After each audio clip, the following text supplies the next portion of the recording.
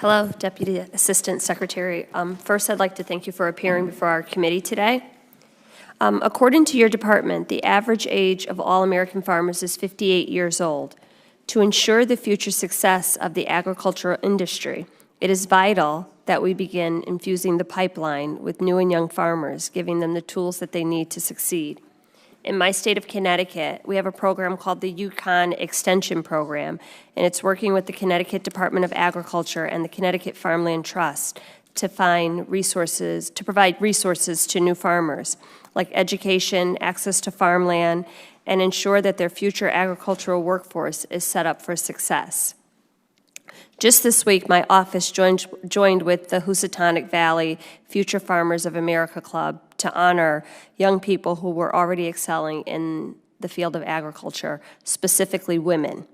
The USDA should be doing all they can to support programs such as these. What role do you believe the Office of Civil Rights has in ensuring that programs administered by the USDA provide outreach to communities historically underrepresented in the agricultural industry, like young people, veterans, urban communities, women, minority communities, or any underrepresented group you can think of? Thank you for the question. I do believe that USDA is obligated and committed to have outreach programs that reach into the demographics that you mentioned.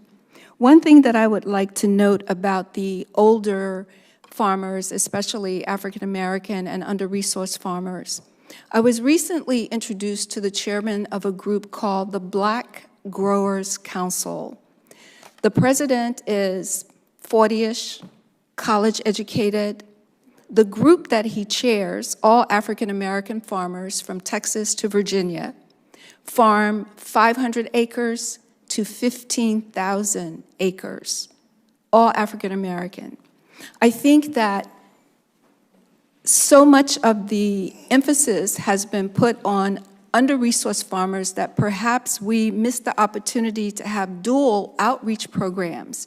This Black Growers Council, they don't borrow from USDA. They use USDA for technical assistance. I think that we need to, given the youth and their investment in technology, that they too are the future of farming. Last summer, I met with Manners. I have an intern. Manners is the African-American equivalent of FHA. Mm-hmm. I have a current intern, doctoral student, who is working remotely. So I agree that there is much that we can do in the way of outreach to bring in these groups that have been underrepresented, but to also start looking at them with a slightly different lens. I am preparing to reach out to minority producers and growers that are one step economically above what we normally describe as under-resourced. In that same vein, I know that under the Obama administration, the USDA implemented a range of programs that were meant to address longstanding problems both internally and with programmatic discrimination.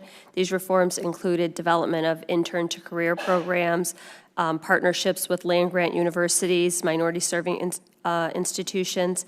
Can you tell me if your office has done anything under your leadership to continue to expand those internship programs or programs like those?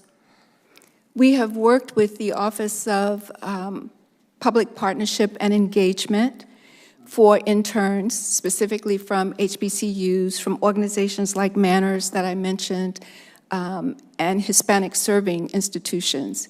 We are working strategically to increase the number of young people that are interested in agriculture and looking for opportunities, including the summer interns that I mentioned. Thank you. And just for my own understanding, the program that you're referring to is Manners? Yes. Manners is minority agriculture. I will get you. Would you? I would Yes. appreciate just having the information for myself.